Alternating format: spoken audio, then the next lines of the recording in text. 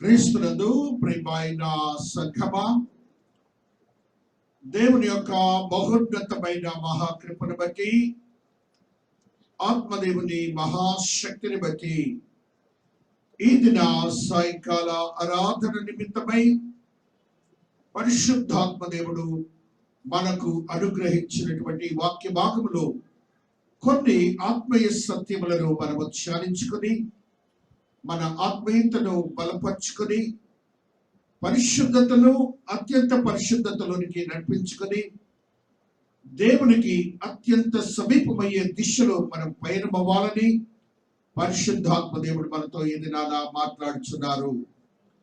తద్రీతిగా మనము ప్రతినిత్యము పరిశుద్ధ గ్రంథము నుండి అనేకమైన సత్యయుక్తమైన మర్మయుక్తమైన ఆత్మీయ బోధనను ధ్యానిస్తున్న క్రమములో ఈ దినమున మానవుని యొక్క జీవన క్రమము, మానవునికి ఉన్నటువంటి ఆలోచన సరళి, మానవునికి ఉన్నటువంటి భయము, ఆందోళన, పిరికితనము అనే అంశంపై ఇందిరాన పరిశుద్ధాత్మ దేవుడు కొన్ని సత్యాలను మనకు తెలియజేస్తున్నారు.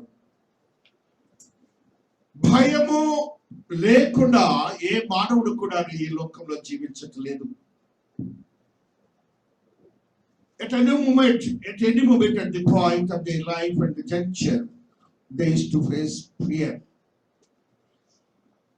ఆ యొక్క భయమును వారి జీవితంలో కలిగి ఉండి అనేకములైనటువంటి నష్టములు, అనేకములైనటువంటి కష్టములు, అనేకములైనటువంటి ఇబ్బందులు వీటన్నిటిని వారి జీవన క్రమంలో కలిగి ఉండి కుటుంబాల్లోనూ, వ్యక్తిగతముగాను, సంఘముల్లోనూ, ఆ యొక్క జీవన క్రమంలోనూ అనేకములైనవి వారు పోగొట్టుకుంటూ వారి యొక్క దిశ అనగా వారి లైఫ్ స్టైల్ ని ఎంతగానో ఇబ్బందికరమైన స్థితిలోనికి తీసుకొని వెళ్ళి దేవుడు నిర్దేశించినటువంటి ఆశీర్వాదాలు పొందలేక వారు వారి జీవన క్రమాన్ని భ్రష్టత్వంలోనికి కొనిపోబడుతున్నారని పరిశుద్ధ గ్రంథము తెలియజేస్తున్న కొన్ని సత్యాలను ఈ దినాన మనము ధ్యానించుకొని అటు ధ్యానములో ఉన్నటువంటి సత్యాలను మనం గ్రహిస్తాం. దేవాతి దేవుడైనటువంటి యేసు క్రీస్తు ప్రభులు వారు మానవునికి భయము ఎక్కడి నుంచి వస్తుంది, మానవుని యొక్క మనస్సులో నుండి ఆ భయము వస్తుందని దేవునికి తెలుసు. కారణం ఏమిటంటే అతి భయము ఆది మానవుడికి మొట్టమొదటిలోనే దేవుని దర్శనము కలిగినటువంటి మానవుడు, దేవుని స్వరూపము కలిగినటువంటి మానవుడు, దేవుని రూపమును కలిగినటువంటి మానవుడు, దేవునికి ఉన్న జ్ఞానము కలిగినటువంటి మానవుడు, అత్యంత దేవుని స్వరూపములో నివసిస్తున్నటువంటి మానవుడికి అదే దేవునితో సాంగత్యము చేయడానికి భయము కలిగింది. Why it has happened on the day? మీరందరికీ తెలీదు. దేవుడు మనము సమానమైనటువంటి జ్ఞానముతో ఉన్నాం. దేవునికి స్తోత్రాలు చెప్పాలి. దేవునికి ఉన్న జ్ఞానము మనకున్నది, దేవునికి ఉన్న రూపము మనకున్నది, దేవునికి ఉన్న శక్తి మనకున్నది. దేవునితో కూడా జీవించే యోగ్యత కూడా మనం కలిగి ఉన్నాం. అందరము కూడా యోచించాలి. ఆది మానవుడు దేవుని యొక్క సన్నిధిలో ఈ లోకములో ఉన్నటువంటి సర్వ సృష్టికి, ఈ లోకములో ఉన్నటువంటి సర్వ జీవరాశులకు నామములు అనగా పేర్లు పెట్టగలిగినటువంటి జ్ఞానవంతుడు. దేవునికి స్తోత్రాలు చెప్పండి. ఒక పశువుకి ఏ రీతిగా పేరు పెట్టాలో నా దేవుడు మానవుడికి అంత జ్ఞానాన్ని ఇచ్చాడు. జంతువుకి ఏ పేరు పెట్టాలో ఆ జ్ఞానాన్ని ఇచ్చాడు.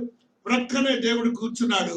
మానవుడు పేర్లు పెడుతూ ఆ పోతున్నటువంటి పశువులకి, జంతువులకి, పక్షులకి నామములు పెట్టినట్టుగా మనము చూస్తున్నాం. అంత గొప్ప జ్ఞానము గల మానవుడు, దేవుని స్వరూపము కలిగినటువంటి మానవుడు ఒక్కసారిగా దేవుని చూడటానికి భయపడినట్లుగా వాక్యాన్ని ఆది కాండంలో చూస్తాం. అప్పటి వరకు మానవుడికి భయం లేదు, దేవునితో సమానుడిగా తిరుగుతున్నాడు. భయం ఎక్కడ వచ్చిందంటే అవిధేయత వలన భయాన్ని సంపాదించుకున్నాడు. సాతానుతో స్నేహం చేసినందువల్ల భయాన్ని సంపాదించుకున్నాడు. జాగ్రత్తగా వినాలి. He just made friends with the Satan and just listen to the word of the Satan. ఆ యొక్క సాతానుడి యొక్క స్థితిలో స్నేహము చేసినటువంటి వాడిగా ఉంటున్నాడు. అంత మాత్రమే కాకుండా సాతాను మాటలను విని ఆ మాటల చొప్పున తన జీవితాన్ని నడిపించిన వాడిగా ఉంటున్నాడు. అప్పటి వరకు దేవుని యొక్క జ్ఞానముతో నడిచినటువంటి వాడు సాతాను యొక్క జ్ఞానములోనికి వెళ్ళాడు, పతనమయ్యాడు. అవిధేయతను తెచ్చుకున్నాడు, శ్రమలను తెచ్చుకున్నాడు, ఇబ్బందులను తెచ్చుకున్నాడు, పొలాలు దున్నాలనే శ్రమను పొందాడు.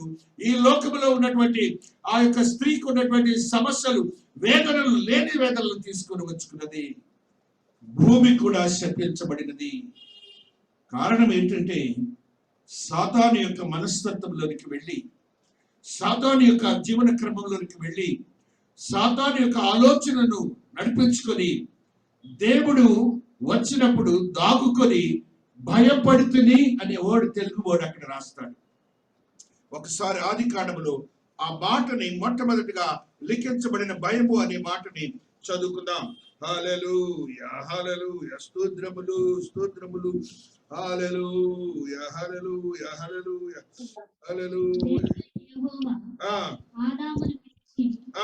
నీవు ఎక్కడ ఉన్నావని నేను తోటలో నీ స్వరము వినినప్పుడు భయపడి దాగుకొంటిని అని అనెను.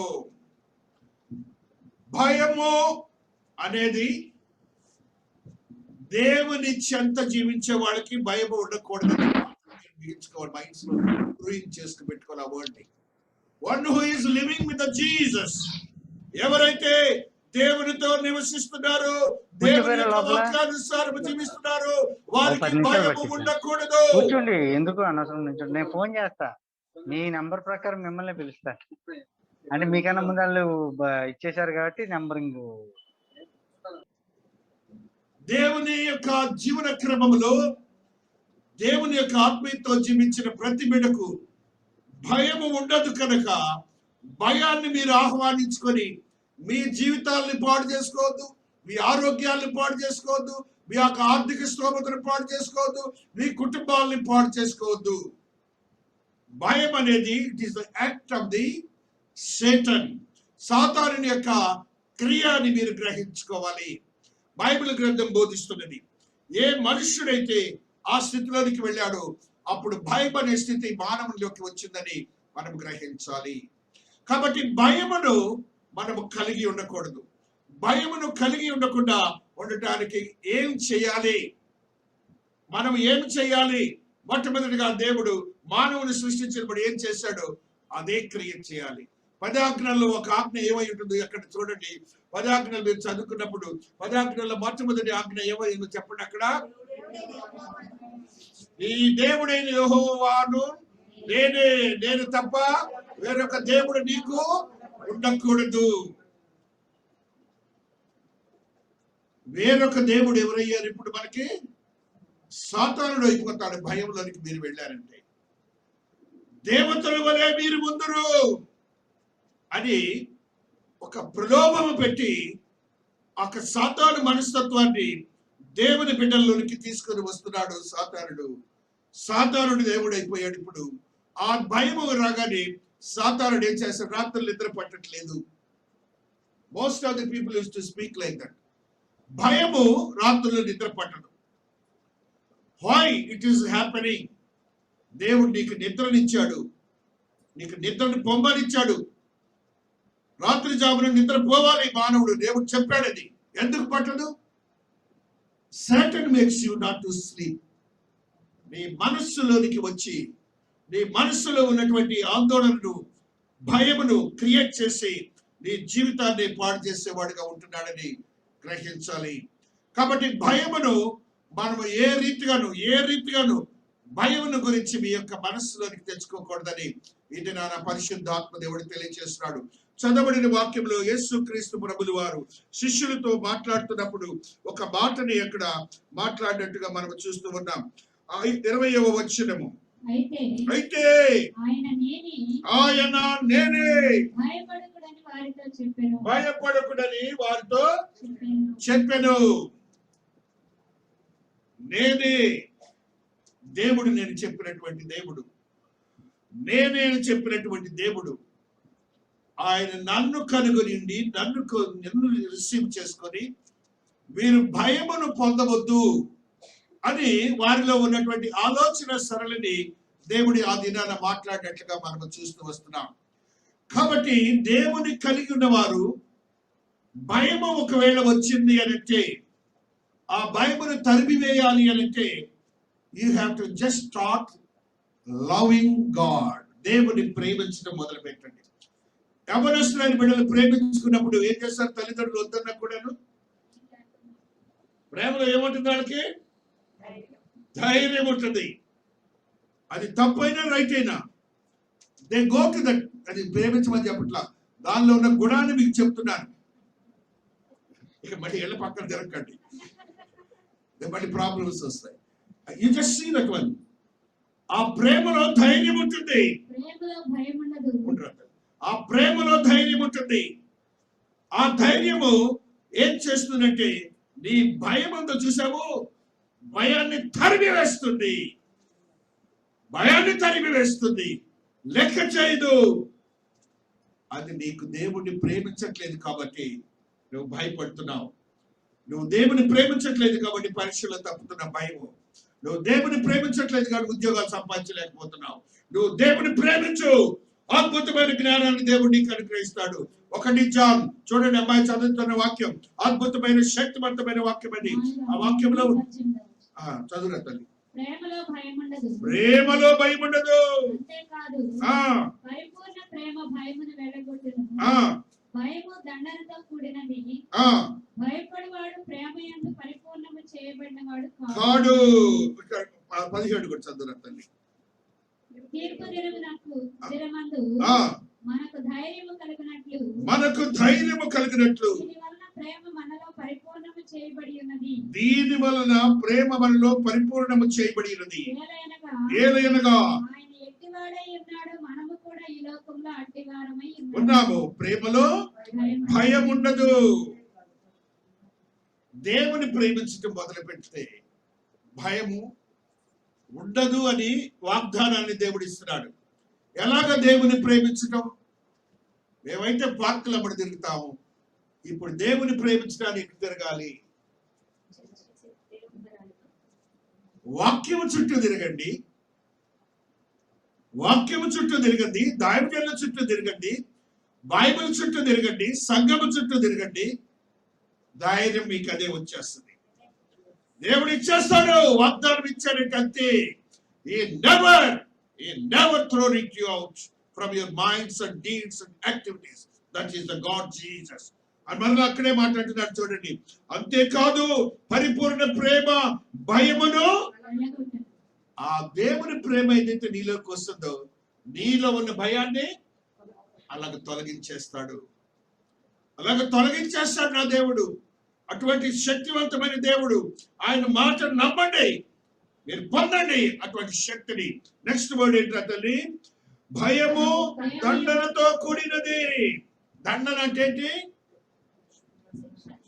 శిక్షతో కూడినది. తెలుగు వర్డ్స్ చాలా కష్టం కట్టలేదు మనందరికి. శిక్షతో కూడినది. అది శిక్షిస్తుంది నీకు. భయం నీకున్నటువంటి జీవితాన్ని పాడు చేస్తుంది. ఆ భయాన్ని నువ్వు తరిమి వేయాలంటే నువ్వు దేవునితో నివసించడం నేర్చుకోవాలి. నెక్స్ట్ తర్వాత భయపడేవాడు అంతే. That's all. ఒక డెఫినేషన్ ఇచ్చేసాడు దేవుడు. ఎవరైనా భయపడుతున్నారంటే దేవుని ప్రేమ యందు పరిపూర్ణము చేయబడిన వాడు కాడు. దేవుని ప్రేమ ఇది, దేవుని వాక్యం ఇది. పరిశుద్ధాత్మ దేవుడు వ్రాయించాడు, పరిశుద్ధాత్మ దేవుడు మాట్లాడుతున్నాడు. ఏ యోహాను భక్తుడైతే మహాకాశములకెళ్ళి ఆ యొక్క దేవుని యొక్క సన్నిధిని చూశాడు, ఆత్మతో చూసి ప్రకటన గ్రంథము రాశాడు. ఆ భక్తుడు రాస్తున్న మాటలని అద్భుతమైన ఆత్మతో కూడిన మాటలివి. దేవుని ప్రేమించుట శక్తివంతమైన స్థితి. దేవుని నువ్వు ప్రేమించడానికి నీ మనస్సాక్షిని దేవుడు శుద్ధీకరించాడు. నీ మనస్సాక్షిని దేవుడు శుద్ధీకరించాడు ఆయన నిష్కళంకమైన రక్తంతో. ఆది మానవుడు పోగొట్టుకున్నటువంటి విధేయతను, ఆ ఏదైతే అవిధేయతను కొని తెచ్చుకున్నాడో ఆ అవిధేయతను పోగొట్టడానికి ఆయన శిలువ మానుపై ప్రోక్షించిన రక్తము ద్వారా నీ మనస్సాక్షిని శుద్ధీకరించి పవిత్రపరిచి ఒక మార్గాన్ని నీకు ఏర్పాటు చేశాడు. You can go to that extent అని. నువ్వు తద్రీతిగా దేవుని ప్రేమించడానికి నువ్వు వెళ్ళవచ్చు. నీవు ఆ స్థితిలోనికి దేవుని యొక్క శక్తిని పొందవచ్చని వాక్యము సెలవిస్తూ ఉన్నది. 16వ వచనంలో ఒక సత్యాన్ని దేవాతి దేవుడు చెప్తూ ఉన్నారు. మన ఎడల దేవునికి ఉన్న ప్రేమను దాన్ని నమ్ముకొని ఉన్నాము. దేవుడు ప్రేమ స్వరూపి అయి ఉన్నాడు. ప్రేమ యందు నిలిచి ఉండువాడు. దేవుడికి ఒకసారి స్తోత్రాలు చెప్పండి. దేవుడికి ఒకసారి స్తోత్రాలు చెప్పండి. నీవు దేవుడలగా ఎమాల్గమేషన్ అంటారు. ఇలాగా నీవు ఆయన ఐక్యమైపోతున్నారు. ఇలాగా నీవు దేవుడు ఐక్యమైపోతున్నారు. మీలో భయము ఉండరు. నా దేవుడే ధైర్యాన్ని కలుగ చేస్తాడు. అట్టి శక్తివంతమైన వాక్యాన్ని మనకి కూడా జీవితాన్ని భ్రష్టత్వంలోనికి తీసుకొని వెళ్తున్నాం. చీకటి మహిమలోనికి తీసుకొని వెళ్తున్నాం. దేవుని వాక్యము విని కూడా మనము దాని ప్రకారం జీవించలేని వారిగా జీవిస్తున్నాం. భయము మనకు లేదు. ఏ మాత్రము భయం లేదు. దేవుడు చెప్తాడు, నేనే భయపడుకునేది దేవాతి దేవుడు చెప్తూ ఉన్నారు. ఆయన యందు విశ్వసించిన వారికి ఏ మాత్రము భయం లేదని వాక్యము సెలవిస్తూ ఉన్నది. దేవుని యొక్క మహోన్నతమైన మహాకృపను బట్టి పరిశుద్ధ గ్రంథములు దేవుడు తెలియజేసిన మరి యొక్క సత్యాన్ని కూడా చదువుకున్నాం. ఫిలిప్పీలకు రాసిన పత్రిక 4వ అధ్యాయం 6వ వచనాన్ని చదువుకుంటూ వస్తున్నాం. ఫిలిప్పీలకు రాసిన పత్రిక 4:6. హల్లెలూయా. దేనిని గూర్చి చింతపడకుడి గాని ప్రతి విషయంలోనూ ప్రార్థన విజ్ఞాపన చేత కృతజ్ఞత పూర్వకముగా మీ విన్నపములు దేవునికి తెలియచేయండి. చింత అంటే భయము. మీ యొక్క చింత ఉందనుకోండి మీలోనికి, ద ఇమ్మీడియట్ మెడిసిన్ టాబ్లెట్ ఏంటంటే మీకు చెప్పవలసిన టాబ్లెట్, సింపుల్ టాబ్లెట్. మార్కెట్కి వెళ్ళనవసరం. నీ మోకాళ్ళే నీకు మార్కెట్. నీ మోకాళ్ళు చెప్పలు నల్లగా అయిపోవాలి ఇలాగా. అప్పుడు దేవుడు నీకు ఇస్తాడు అద్భుతమైన శక్తివంతమైన పరిశుద్ధాత్మను నీలో నింపి ఆయనే నీతో ఉండి నీతో మాట్లాడి శక్తివంతమైన క్రియలను జరిగించే ఏకైక దేవుడిగా ఉంటున్న దేవుడు మాట్లాడుతున్న మాట ఏమిటంటే అద్భుతమైన శక్తివంతమైన మాట. మరి ఒకసారి చదువు. దేనిని గూర్చి అంటే ఏ విషయంలో రోగం కాదు. నీ శరీరంలో ఏది లేదో దాన్ని ఇస్తాడు. నీ శరీరంలో ఏది కావాలో దాన్ని ఇవ్వగల దేవుడు అంటే ఆయన. నీ శరీరాన్ని సృష్టించిన దేవుడే ఆయనేనండి జీవాత్మలను నీకు ఇచ్చాడు. ఆయన అంటున్నాడండి, దేనిని గురించి చింతించవద్దు అని ఏమంటున్నాడు. మళ్ళీ ప్రతి విషయంలోనూ ప్రార్థన విజ్ఞాపనల చేత కృతజ్ఞతాపూర్వకముగా ఆ ప్రార్థన విజ్ఞాపనలు అనే 2 మాటలు చెప్తున్నాడు అక్కడ. నీ ప్రార్థనే కాదు, నీ ప్రక్క వారి గురించి విజ్ఞాపన ప్రార్థన కూడా నీ ప్రార్థనలో జోడించు. నీకేది అవసరం నువ్వు అడుగుతున్నావు చూసావు. అప్పుడు నీలాంటి వారు ఎవరు ఉన్నారో వారిని గురించి కూడా విజ్ఞాపన నీ ప్రార్థనలో ఉండాలి. అప్పుడు నీ చింత ఏది కూడా నీ శరీరంలో ఉండదు, నీ మనస్సులో ఉండదు. కుటుంబంలో సంతోషకరమైన ధర్మలు దేవుడు ప్రకటిస్తాడు. అటు ఏమంటాడు అక్కడ మరి ఒక మాట, అప్పుడు సమస్త జ్ఞానమునకు మించిన దేవుని సమాధానము యేసుక్రీస్తు వలన ఈ హృదయములకును మీ తలంపులను దేవుని స్తోత్రాలు చెప్పండి. దేవుని స్తోత్రాలు చెప్పండి. దేవుని స్తోత్రాలు. ఏంటండి ఆయన అంతగా మంచి అద్భుతమైన ఆశీర్వాదాన్ని ఇస్తున్నాడు మనకి. సమస్త జ్ఞానమును మించిన దేవుని సమాధానము యేసుక్రీస్తు వలన మీ హృదయములకును మీ తలంపులకును సాతానుడు ఏమైనా చేస్తాడా? Such is the great assurance God is giving to us today. భయముని వదిలిపెట్టండి మీరు. ఫస్ట్ ఆఫ్ ఆల్ ఏదైనా కానివ్వండి, ఆయన చిత్తం ఏదో అది మన ఎడలు నెరవేరుతున్నది మాత్రం మీరు గమనించండి. మన ప్లాన్ ఆఫ్ యాక్షన్, మన లైఫ్ స్టైల్ అంతా కూడా it has been created by him. ఆయన సాఫ్ట్వేర్లు ఎప్పుడు అనాది సంకల్పంలో ఆ సాఫ్ట్వేర్ రాశాడు. అది ఆ సాఫ్ట్వేర్ క్లిక్ చేసి అదే జరుగుతుంది. అంతకంటే ఎక్కువ తక్కువ జరగదు. మీరేమనుకుంటున్నారు? కాబట్టి ఆదివారం జరుగుతుంది. కాబట్టి మనం చేయవలసిన పనులు మనం చేయలేక మనం ఇంకా లోకం వైపు చూసి భయభ్రాంతులతో మన జీవితాల్ని, మన బిడ్డల జీవితాలు కూడా పాడు చేస్తున్నాం. యవనస్తులు మరి ముఖ్యంగా చదువులకు వచ్చేటప్పుడు భయపడుతుంటారు. ఎందుకు భయపడతారు? ఆల్ ది వే 365 days లో ఎకడమిక్ టైం అంతా కూడా నీకు ఇచ్చి నీకు ఆఫ్టర్ ఆల్ 1 hour పరీక్షకి ఎందుకు భయపడాలా? No, all the way you might have studied those many times in the college and the school and the house. భయము లేదు మనకి, దేవదూతల సహాయం ఉంది మనకి. నువ్వు భయాన్ని వదిలిపెట్టినప్పుడు నీకు జ్ఞాపక శక్తి కూడా దేవుడు ఇస్తాడు. భయాన్ని వదిలిపెట్టినప్పుడు నీ ముందు వచ్చి దేవుడు నీకు అది నేర్పిస్తాడు పరీక్షలో కూడా. భయం ఏం చేస్తుందంటే దేవుని యొక్క ఆజ్ఞను, ఆశీర్వాదాలను నీ మైండ్ లోకి రానివ్వదు. సాతానుడు అంటే ఇట్ ప్రివెంట్స్ యూ. కాబట్టి నీ పరీక్షలకు కూడా ఇబ్బందికరమైన పరిస్థితులు వస్తాయి. కాబట్టి don't go to that extent of the fear. ఆ ఫియర్ అనే స్థితిలోనికి మీరు వెళ్ళవద్దు, వెళ్ళవద్దు, వెళ్ళవద్దు. దేవుడు చెప్తున్న మాటలు వినండి. దేవుడు ఆత్మశక్తితో నీకు చెప్తూ ఉన్నాడు. ఇది నాన్న 1 Peter 5వ అధ్యాయము 7వ వచనములో మరొక సత్యాన్ని చదువుకుంటూ వస్తున్నాం. హల్లెలూయా, హల్లెలూయా. 1 Peter 5వ అధ్యాయము 7వ వచనము. ఆయన మిమ్మల్ని గూర్చి చింతించుచున్నాడు కనుక మీ చింత యావత్తు ఆయన మీద వేయండి. ఆయనే నీ గురించి నీ చింత పడుతున్నాడు, బాధపడుతున్నాడు, ఆలోచిస్తున్నాడు.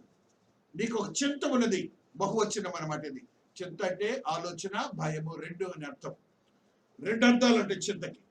ఇక్కడ నీ చింత అంతా, నీ ఆలోచన అంతా, నీ భయం అంతా ఏదైతే ఉన్నదో ఏం చేయమంటారా తల్లి? ఆయన మీద ఎట్లా వేస్తారు? వేయుడు అనే మాట ఎంత టెక్నికల్ గా చెప్తున్నాడో చూడండి. అంత మన పిల్లలు తల్లిదండ్రుల దగ్గర ప్రేమతో ఉన్నప్పుడు ఏమైనా చేస్తూ ఉంటారు, దానికి రుచిగా ఉంటాయి మనకి. అలాగా వేయండి ఆయన మీద. అలాగా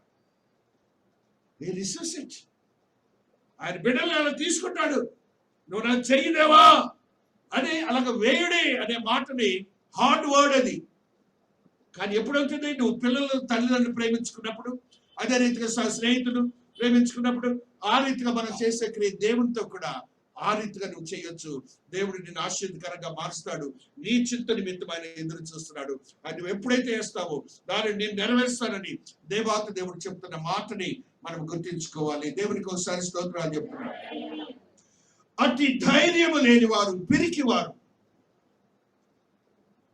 2వ మరణానికి కూడా పాత్రలే.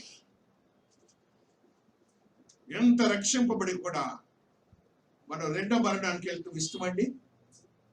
ఇంత రక్షించబడి ఇంత జీవితం జీవించి పిరికి తలుపుతో దేవుని యొక్క ఆజ్ఞను, దేవుని యొక్క వాక్యానుసారం జీవించక దేవునికి అవమానపరిచే జీవితాన్ని నువ్వు జీవిస్తున్నప్పుడు నువ్వు 2వ మరణానికి పాత్రుడే. నేను చెప్తున్న మాటనే నీకు వాగ్దానాన్ని నెరవేర్చడా? ప్రకటన ఆయన చెప్తున్న మాటను ఒకసారి చదువుకుందాం. ఏంట్రా? 8వ వచనము 21వ అధ్యాయము ప్రకటన గ్రంథము. ఇప్పుడు చదువురా తల్లి. పిరికి వారును, అవిశ్వాసులను, అసహ్యులను, నరహంతకులను, వ్యభిచారులను, మాంత్రికులను, విగ్రహారాధకులను, అబద్ధికులందరూ పాలు పొందరు. ఇది ఫస్ట్ మాటే. అది పిరికి వారు. ఎందుకు మనం భయంతో ఉండాలి? ఎందుకు మనం 2వ మరణానికి వెళ్ళాలి? దేవుడు స్పష్టంగా చెప్తున్నాడు. వారిని ఇంకా దాంట్లో ఉన్నటువంటి విధమైన మాటలు, అసహ్యులు అనే మాట కూడా ఉంది. దేవునికి మనం అసహ్యులుగా ఉండకూడదు. ఆయనకు ఇష్టానుసారంగా మన నిబంధనతో ఆయనతో రక్షణలోకి వచ్చిన వారు. దేవుడు చెప్తున్న మాటని మనం గుర్తించుకొని మన జీవితాలని క్రమపరచుకోవాలని పరిశుద్ధాత్మ దేవుడు తెలియజేస్తున్నాడు. కీర్తనాకారుడు ఆయనకు ఉన్నటువంటి అనుభవాన్ని తెలియజేస్తున్నాడు. 27:2 ఒక సత్యాన్ని చదువుకుంటూ వస్తున్నాం. కీర్తన 27:2. హల్లెలూయా, స్తోత్రం, స్తోత్రం, స్తోత్రం. నా శరీర మాంసము తినుటకై దుష్టులు నా మీదికి వచ్చినప్పుడు దుష్టులు నా మీదికి వచ్చినప్పుడు నన్ను బాధించే శత్రువులు నన్ను బాధించు శత్రువులు నా మీదికి వచ్చినప్పుడు నా మీదికి వచ్చినప్పుడు వారు రొట్టెల్ని కూరి నాతో యుద్ధము చేయటకు దండు దిగినను నా హృదయము భయపడదు నా హృదయము భయపడదు నా మీదికి యుద్ధము రేగినను నా మీదికి యుద్ధము రేగినను దీనిలో నేను ధైర్యము విడవకుందును దీనిలో నేను ధైర్యము విడవకుందును ఒక వరం అడిగితిని నేను వెతకుచున్నాను ప్రసన్నతను చూచుటకును ఆలయంలో ధ్యానించుటకును నా జీవిత కాలం అంతయు నేను యెహోవా మందిరములో నివసింపగోరుచున్నాను. దేవునికి స్తోత్రాలు చెప్పండి. అనుభవపూర్వకంగా దావీదు భక్తుడు అద్భుతమైన శక్తివంతమైన వాగ్దానంతో కూడిన మాటలు చెప్తూ ఉన్నాడు. భయపడను భయపడను భయపడను అంటున్నాడు దావీదు భక్తుడు. శత్రువులు వచ్చి చీల్చినా కూడా భయపడ్డాడు. నా దేవుడు ఉన్నాడు, నా దేవుడు చేస్తాడు, నా దేవుడు చేస్తాడు అనే ధైర్యంతో ఉండి ఆయన వారి యొక్క మాటను దేవుడితో చెప్తాను. నీ ఆలయంలో నేను జీవిస్తాను స్వామి. దేవునికి ఇష్టమైన మాట చెప్తున్నాడు. దేవునికి ఇష్టమైన మాట అది. నేను దేవుని ప్రేమించడం అంటే అదే అనమాట. దేవుని ప్రేమ ఎక్కడ ఉంటాడు? దేవాలయంలో ఆయన ఉంటాడు కాబట్టి ఆయన వచ్చి మీరు ప్రేమించాలంతే. ఆయన ఎదురు చూస్తుంటాడు అనమాట. కాబట్టి దేవుని ప్రేమించే స్థితిలోనికి మీరు వెళ్ళండి. భయాన్ని మీరు విడుదలవుతుందని దేవత దేవుడు ఇచ్చిన కొన్ని వాగ్దానాలను చదువుకుంటున్నాం. ప్రపంచవ్యాప్తమైనది ఆయన ప్రేమ. ప్రపంచాన్ని మొత్తాన్ని కూడా ఆయన ప్రేమించాడు. Zechariah 9th chapter 10th verse. Zechariah గ్రంథము 9వ అధ్యాయం 10వ వచనం. చిన్న భక్తులు ఉంటారు, ప్రవక్తులు. హల్లెలూయా. ఎఫ్రాయిములో రథములన్నకుండా నేను చేసెదను, యెరూషలేములో గుర్రములు లేకుండా చేసెదను, యుద్ధపు విల్లు లేకుండా పోవును. నీ రాజు సమాధాన వార్త అన్ని జనులకు తెలియజేయును. సముద్రము నుండి సముద్రము వరకు అతడు ఏలును. నీ దేవుడు సమస్తాన్ని ఏలేదు దేవుడని గుర్తించుకోవాలి. సమస్తమునకు దేవుడు నీ దేవుడు. అంత శక్తివంతమైన దేవుడు మాట్లాడుతున్నాడు. నువ్వు ఎక్కడ ఉన్నా కూడాను ఆయన ఆశీర్వదకరంగా నిన్ను మారుస్తాడని, దేవాతి దేవుని యొక్క శక్తిని నువ్వు కనుక్కోవాలని ఆత్మదేవుడు నాతో నీతో మాట్లాడుతూ ఉన్నాడు. ఆయన చెప్తున్నటువంటి మరి యొక్క సత్యాన్ని చదువుకుంటూ వస్తాం. ఎఫెసీయులకు రాసిన పత్రిక 1వ అధ్యాయము 22వ వచనాన్ని చదువుకుంటున్నాం. హల్లెలూయా హల్లెలూయా హల్లెలూయా. స్తోత్రం స్తోత్రం. ఎఫెసియన్స్ 1:22. మరియు సమస్తమును ఆయన పాదముల క్రింద ఉంచి సమస్తము పైన ఆయనను సంఘమునకు శిరస్సుగా నియమించెను. ఆ సంఘము ఆయన శరీరము సమస్తమును పూర్తిగా నింపుచున్న వాని సంపూర్ణత అయినది. సమస్తమును ఆయన పాదముల కింద సమస్తము పైన ఆయనను సంఘమునకు శిరస్సుగా నియమించెను. సమస్తానికి సమస్తమైన వాడు నీ సంఘానికి శిరస్సు అండి. దేవునికి స్తోత్రాలు చెప్పండి. నీ సంఘానికి ఆయనే శిరస్సు అండి. సమస్తానికి ఆయన పెద్దండి. సమస్తాన్ని ఏలే దేవుడు అండి. ఆయనను మర్చిపోయి బయలులోకి వెళ్ళిపోతాడని సాతాను యొక్క మనస్తత్వంలోనికి. Leave that one. ఆయన మీద నీ భారం వేసాయి. దేవుడు నీతో మాట్లాడతాడు. హల్లెలూయా. మత్తయి 14:25 మరొక సత్యాన్ని చదువుతున్నాం. హల్లెలూయా. స్తోత్రం స్తోత్రం స్తోత్రం స్తోత్రం స్తోత్రం. 14:25 మాథ్యూస్. హల్లెలూయా హల్లెలూయా హల్లెలూయా. స్తోత్రములు.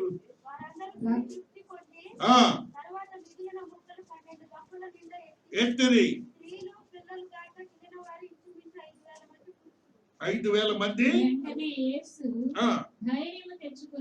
ధైర్యము తెచ్చుకుని నేనే భయపడకూడని వారితో చెప్పగా పేతురు ప్రభువా నీవే అయితే నీళ్ళ మీద నడిచి నీ యొద్దకు వచ్చుటకు నాకు సెలవిమ్మని ఆయనతో అన్నాడు.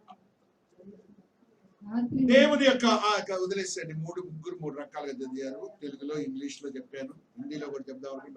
మత్తయి సువార్తమే పడో.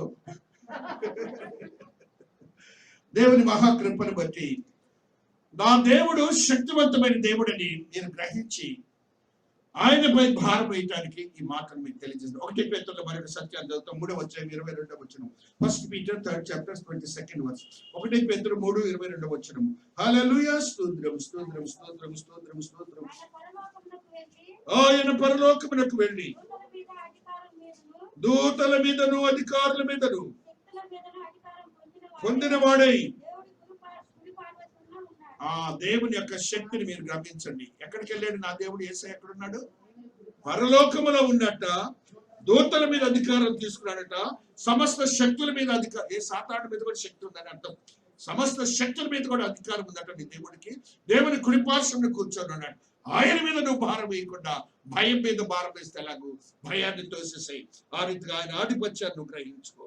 జీవిత ప్రయాణంలో సహాయం చేసేవాడు దేవుడు, భయపడకుండా చేసే దేవుడు నీ దేవుడు. ఇస్సాకు గురించి మాట్లాడుతున్నాడు. ఆదికాండము 26వ అధ్యాయము 22వ వచనం చదువుకుందాం. ఆదికాండము 26, 22. హల్లెలూయా, స్పీడ్ హల్లెలూయా, స్తోత్రం స్తోత్రం స్తోత్రం. అతడు అక్కడ నుండి వెళ్ళి ఆ మరి యొక్క బావి త్రవ్వించును. ఆ దాని విషయమై వారు జగడమాడలేదు కనుక ఆ అతడు ఇప్పుడు యెహోవా మనకు ఎడమ కలగజేసి ఉన్నాడు కనుక ఆ ఈ దేశమందు అభివృద్ధి పొందుడు అనుకుని ఆ దానికి రహబోతు అని పేరు పెట్టాను. ఆ అక్కడ నుండి అతడు బెయేర్షెబాకు వెళ్ళాను. అక్కడ విన్నా? ఆ రాత్రి యెహోవా అతనికి ప్రత్యక్షమై, ఆ నేను నీ తండ్రి అయిన అబ్రహాము దేవుడను, దేవుడను. నేను నీకు తోడై ఉన్నాను కనుక ఆ భయపడకుము. ఆ నా దాసుడైన అబ్రహాముని బట్టి నిన్ను ఆశీర్వదించి ఆ నీ సంతానంలో విస్తరింపజేశానని చెప్పాడు. ఈ మాట మీరు జాగ్రత్తగా వినాలి. అందరు విశ్వాసులందరూ వినాలి. దేవుడు స్వయంగా వచ్చి ఒక భక్తునితో చెప్తున్నాడు. ఏమని చెప్తున్నాడు? అబ్రహాము దేవుడను, ఆ నేను నీకు తోడై ఉన్నాను కనుక భయపడకుము. ఆ నా దాసుడైన అబ్రహాముని బట్టి నిన్ను ఆశీర్వదించి నిన్ను ఆశీర్వదించి నీ సంతానమును విస్తరింపజేశానని దేవుని స్తోత్రాలు చెప్పండి. దేవుని స్తోత్రాలు చెప్పండి. అదే వాగ్దానం నీకు కూడా ఉందండి. అదే వాగ్దానం నీ బిడ్డల మీద కూడా ఉందండి. అదే వాగ్దానం ఉంది. ఆయన స్వయంగా వచ్చి నీతో మాట్లాడి అబ్రహామును బట్టి నీ బిడ్డలు కూడా ఆశీర్వదకరంగా మార్చే దేవుడు. దేవునికి స్తోత్రం, దేవునికి స్తోత్రం. కరువు కాలంలో 1 రాజులు 17-13లో మరి యొక్క భక్తుడు అనుభవించిన స్థితిని చూస్తున్నాం. హల్లెలూయా హల్లెలూయా, స్తోత్రం స్తోత్రం. 1 రాజులు 17-13. అప్పుడు ఆ ఏలియా ఆమెతో ఇట్లనెను, ఆ భయపడవద్దు, ఆ పోయి నీవు చెప్పినట్లు చేయము. ఆ అయితే అందులో నాకు ఒక చిన్న అప్పము మొదట చేసి ఆ నా యొద్దకు తీసుకొని రమ్ము. రాజు తీసుకొని రాబో. తర్వాత నీకును నీ బిడ్డకును అప్పములు చేసుకును. ఆ భూమి మీద యెహోవా వర్షం కురిపించే వరకు ఆ ఆ తొట్టిలో ఉన్న పిండి తక్కువ కాదు, ఆ పిండిలో నేను అయిపోదని ఇశ్రాయేలు దేవుడని యెహోవా సెలవిస్తున్నాడు అనెను. చాలు. అక్కడ భయపడుతూ మాట్లాడిన మాటలతో ఆ స్త్రీతో దేవుడు చెప్పిన మాట ఏంటంటే, దైవజనుడి యొక్క వాగ్దానాన్ని ఆ దేశములోనే నెరవేర్చబడింది. కరువు ఉన్న దేశంలో కరువు లేకుండా దేవుడు చేశాడు. భయపడొద్దన్నప్పుడు, ప్రేమించి దైవజనుడిని ప్రేమించి గృహానికి ఆహ్వానించుకున్నప్పుడు ఆమెకు లేని స్థితిలో, అక్కడ అది గొప్ప విషయం. ఆయన మొట్టమొదటిగా నాకే ఇవ్వు అన్న స్థితిలో, అనగా దేవుని ప్రేమించిన స్థితిలో, భయం లేకున్న స్థితిలో ఆ కుటుంబానికి దేవుడు ఆశీర్వాదాలు దయచేసినట్లుగా మనం చూస్తున్నాం. కాబట్టి మనము ఏ స్థితిలోనైనా ఉండు, నీ దగ్గర రెగ్యులర్ గా ఉండాల్సిన డబ్బులు కూడా లేకపోవచ్చు. God will surely help you the way where he loves you. ఏ రీతిగా ప్రేమించాలో ఆ రీతిగా దేవుడు ప్రేమించి అద్భుతమైన శక్తివంతమైన కార్యములు జరిగిస్తాడని నువ్వు యోచించాలి. దేవునికి స్తోత్రాలు చెప్పండి. మనందరూ తెలుసు, భక్త్ సింగ్ గారి గురించి మనం చాలా సార్లు చెప్పాను మీకు. లండన్ లో ఆయన దేవుని నమ్ముకున్న తర్వాత, నమ్ముకోకముందేమో బైబిల్ కాళ్ళతో దొరికి చించి పారేశాడు. దేవుని నమ్ముకున్న తర్వాత తల్లిదండ్రులు అందరూ వదిలిపెట్టాడు. Is a Brahmin by caste. తల్లిదండ్రులు ఏమో వదిలిపెట్టేశారు అతన్ని. అతనికి ఏం ఫీజులు కట్టడానికి కొంత డబ్బు అవసరమైంది. లండన్ లో ఉన్నాడు. ఆ యొక్క తలుపులు తీసేవన్నీ ప్రార్థన చేస్తున్నాడు దేవుడు. ఆయనకి ఎలాగొచ్చిన గాలిలో నుంచి ఆయనకి రిక్వైర్డ్ మనీ ఎంత అవసరం డబ్బులు అంతా ఆ కరెన్సీ ఇంట్లో వచ్చి ఆయన ముందు వచ్చి అట్లా ఆగిందంట. దేవుడి స్తోత్రాలు చెప్పండి. That's called Jesus. That's called Jesus. మన చర్చ్ మా ఇనిషియల్ డేస్ లో 10,000 లేవు నా దగ్గర డబ్బులు. ఆ క్రిస్మస్ అన్ని అయిపోయినాయి, డబ్బులు కట్టాము, అన్ని అయిపోయినాయి. మిగతా వాళ్ళకి 10,000 కట్టాల్సి వస్తుంది. ఎట్లా అని ఎదురు చూస్తున్నా. ఒక వ్యక్తి వచ్చాడు, అయ్యా నేను చాలా రోజుల నుంచి దేవునికి సంఘానికి డబ్బులు ఇవ్వాలనుకుంటున్నాను, 10,000 రూపాయలు తీసుకొని వచ్చాడు. దేవుని స్తోత్రం. ఆ పరువు పోతేమని చూస్తున్నాడు. నేను ఎంతమంది ఆఫీసర్ వేసి డబ్బులు ఇవ్వకపోతే వాడు అప్పటి నుంచి నాకు పరిచయం ఉన్నాడు. But God sent a man. Only 10,000 ఈ బ్రాత్ ఇట్ ఎమ్మడే ఫోన్ చేసి రా తీసుకో డబ్బులు వెళ్ళి చెప్పారు. దేవునికి స్తోత్రాలు చెప్పండి. Such is the great God. ఆయన నన్ను ఆధారపడండి, భయపడకండి. ఆహారం లేకపోయినా ఇస్తాడు, జ్ఞానం లేకపోయినా ఇస్తాడు, ధనం లేకపోయినా ఇస్తాడు, నీ కుటుంబంలో నీకు గర్భము లేకపోయినా దేవుడు ఇస్తాడు. దేవుని స్తోత్రాలు చెప్పండి. దేవునికి స్తోత్రం. అద్భుతమైన కార్యములు చేసే దేవుడు నా దేవుడు. వివాహం జరగలేదు, జరిగిస్తాడు. మనుషులు నీకోసం పంపిస్తాడండి, మీకోసం పంపిస్తాడండి నా దేవుడు. అంటే దేవుని మీద భారం వేసి భయం లేకుండా జీవించు. అద్భుతమైన శక్తివంతమైన కార్యములు నీ కుటుంబంలో జరిగించబడతాయి. భయమును విడిచిపెట్టి దేవుని ప్రేమించడం నేర్చుకోండి. అద్భుతమైన దేవుడు నీ కుటుంబాన్ని ఆశీర్వదకరంగా మార్చి కృపలో భద్రపరచబడును గాక. ఆమేన్. ప్రార్థించు.